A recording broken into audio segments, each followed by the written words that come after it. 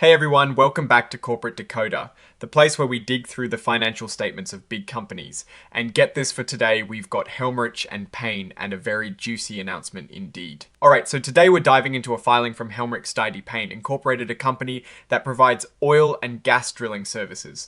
Think of them as the folks who own and operate the big machines that drill for oil and gas. This particular filing is a current report, meaning they had some important news to share right away. The key date here is the 23rd of September of 2025. This is when they reported the earliest event that this filing is about. This is our company Helmerich Payne Incorporated. They're incorporated in Delaware and have been around long enough to have a pretty established place in the market. Their stock is traded on the New York Stock Exchange under the ticker symbol HP.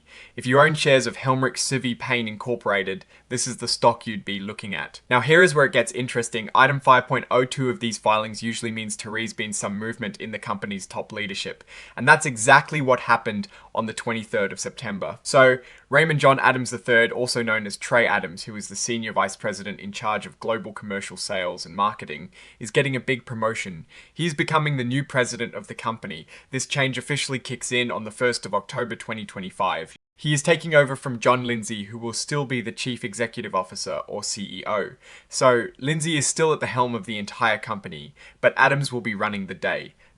Day operations as president. Trey Adams is 40 years old and has been in his most recent role as senior vice president since January of 2025, but he is not new to the company. He has been with Helmerich Payne Incorporated since 2008, holding various positions. Before his current role, he was involved in digital operations, sales, and marketing. This shows a clear understanding of both the operational and commercial sides of the business, which is usually a good sign for someone moving into a presidential role. With this promotion comes a nice bump in pay. His annual base salary will go up to $660,000 starting the 1st of October. On top of that, he is going to continue to be eligible for their annual bonus plan with a target of 100% of his base salary for the fiscal year 2026. So, if the targets are met, he could potentially double his base salary through bonuses. But the changes don't stop with Mr. Adams. Two other executives are also getting new titles and responsibilities. Michael P. Lennox, who was the Senior Vice President of Americas Operations, is now the Executive Vice President of Western Hemisphere Land, and John R. Bell, who was Senior Vice President of Integration, Execution, and Operations, will now be the Executive Vice President of Eastern Hemisphere Land. These changes also take effect on the 1st of October. Basically, they are restructuring how they manage their land operations across different parts of the world. For Mr. Lennox and Mr. Bell, their base salaries are also going up. They will each now earn $560,000 annually, starting the 1st of October. Not quite as high as Mr. Adams, but still a significant increase. And here is another incentive for Lennox and Bell. They will each receive restricted stock awards with a value of $1 million, granted around the 1st of October. These awards will fully vest, meaning they will fully own them, 3 years after the grant date. This is a common way for companies to align executive interests with shareholder interests, as they benefit when the stock price goes up. Now, this next part is about how they announced all this news. Item 7.01 relates to something called Regulation FD, which is a rule designed to ensure that all investors get the same important information at the same time. Companies can't just tell a select few people about big news. So, on the 29th of September, the company put out a press release to announce these leadership changes, including Mr. Adams becoming president. This release is attached to this filing as an exhibit. This bit is a bit of legalese, basically saying that the information in this press release is being provided for informational purposes and is not officially considered part of their filed documents in the same way as, say, their financial statements. It's a way to share information without having it automatically become subject to certain legal requirements. And finally, item 9.01 tells us about the exhibits that are part of this filing.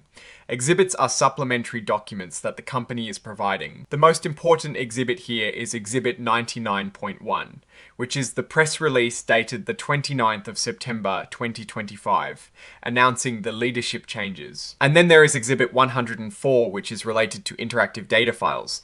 This is for all you data nerds out there, making it easier for computers to read and process the filing data. Lastly, we have the signature section. This is where someone from Helmerich Payne Incorporated officially signs off on the report, confirming that the information is accurate to the best of their knowledge. Here, William H. Galt, the corporate secretary, has signed the document on the 29th of September 2025. So what does all this mean? Helmerich and Payne Incorporated is making some pretty significant leadership changes. Trey Adams is stepping up to president, a clear sign of confidence from the company. This is often a preparatory move for future leadership transitions.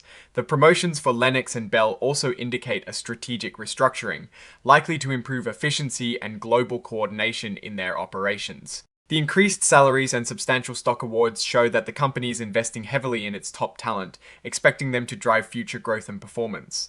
This is a company that, from this filing, appears to be focused on retaining experienced leaders and positioning itself for continued success in the oil and gas services sector. While this filing doesn't give us a deep dive into their financials, these leadership moves and the compensation packages signal a positive outlook and a belief in the company's future trajectory.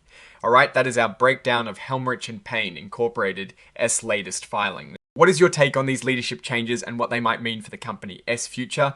Drop your thoughts in the comments below. If this analysis was valuable, hitting that like button really helps the channel grow, and subscribe for more deep dives into corporate filings, and don't forget to check out our Discord community in the description for more discussions. Thanks for watching Corporate Decoder. See you next time.